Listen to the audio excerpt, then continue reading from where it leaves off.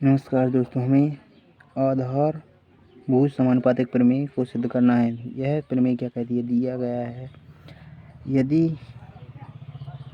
यदि किसी त्रिभुज की एक भुजा के समांतर अन्य दो भुजाओं को विभिन्न बिंदुओं पर प्रतिच्छेद करने के लिए एक रेखा खींची जाए तो ये अन्य दो भुजाएं एक ही अनुपात में विभाजित होती हैं। तो यहाँ पर एक त्रिभुज दिया गया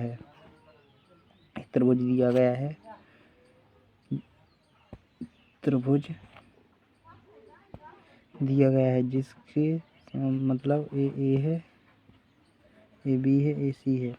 तो इसकी एक भुजा के समांतर, मतलब किसी भी भुजा के समांतर, एक भुजा के समांतर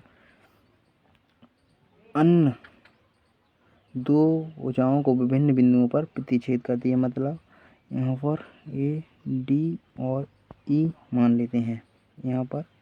तो हमें दिया है जिस प्रकार प्रमेय ने कहा उसी प्रकार हमने इस चित्र में दर्शा दिया है। तो दिया है डी ई समांतर है बी सी के। यहाँ पर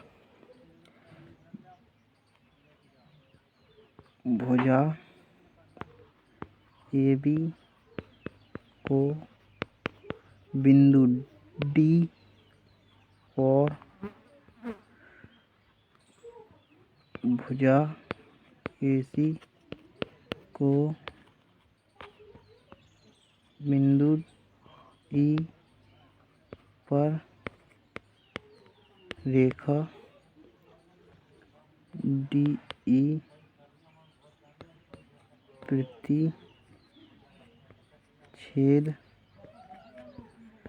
करती है। तो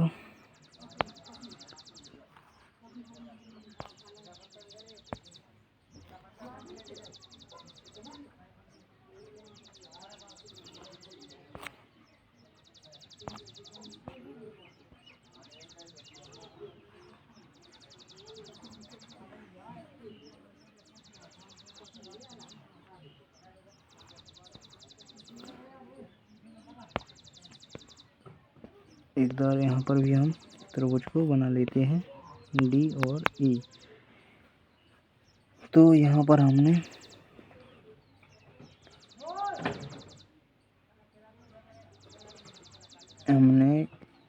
ए डी पर लंब डाला, ई एम और ए ई पर लंब डाला, डी एम।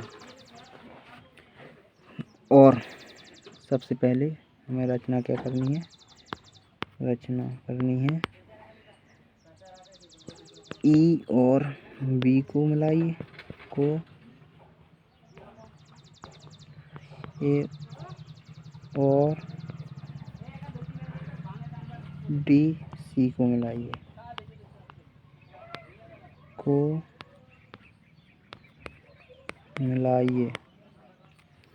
यहाँ पर हमने ए यहाँ पर इसको मिला दिया और ए इसका लंब और ए इसका लंब, ए दोनों लंब डाल दिए। ए क्या है?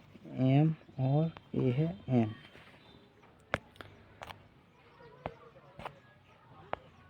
तो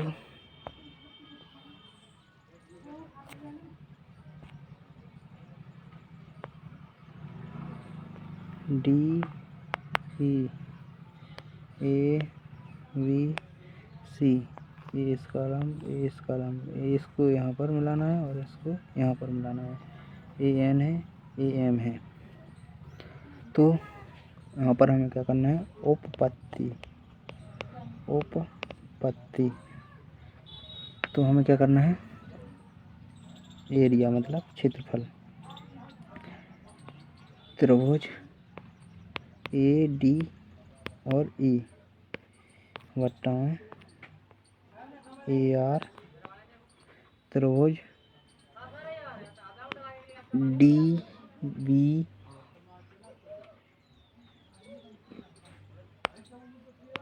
बी डी ई मतलब पहले हम इस त्रिभुज का क्षेत्रफल और इस त्रिभुज का क्षेत्रफल निकालेंगे, फिर हम इस त्रिभुज का क्षेत्रफल और इस त्रिभुज का क्षेत्रफल निकालेंगे। तो ये हो जाएगा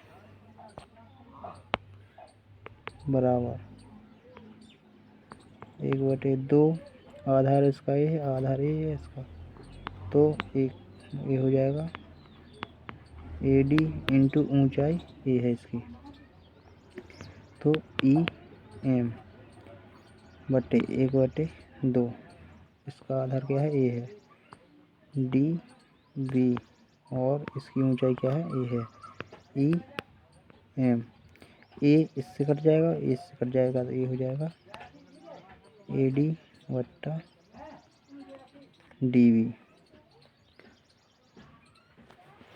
अब इसी प्रकार यहाँ पर हम एक और त्रिभुज ड्रॉ करेंगे,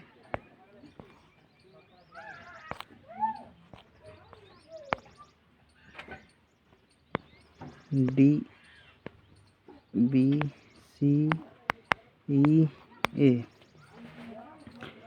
इसका लंब, इसका लंब यहाँ पर मिलाइए, यहाँ पर मिलाइए। तो अब एरिया त्रिभुज AED बट्टे एरिया त्रिभुज ये हो जाएगा ECD, तो ये हो जाएगा बराबर 1/2 और इसका ये आधार है और ये ऊंचाई है, तो ये हो जाएगा इंटू AE इंटू DN बटे 1/2 इंटू ये इसका आधार है और ये इसकी ऊंचाई, तो ये हो जाएगा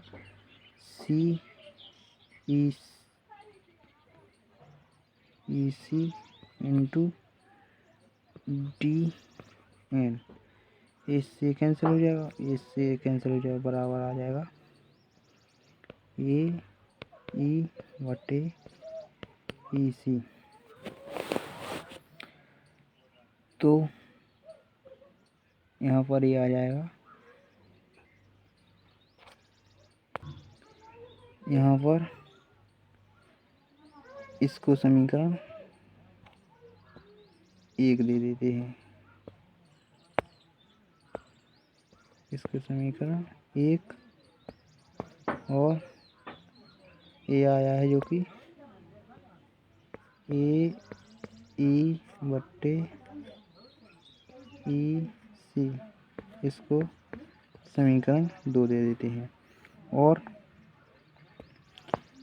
ये हो जाएगा एरिया। यहाँ पर पहले हम एक त्रिभुज ड्रॉ कर लेते हैं, फिर इस बेहतर समझ में आ जाएगा। ये त्रिभुज है DEABC,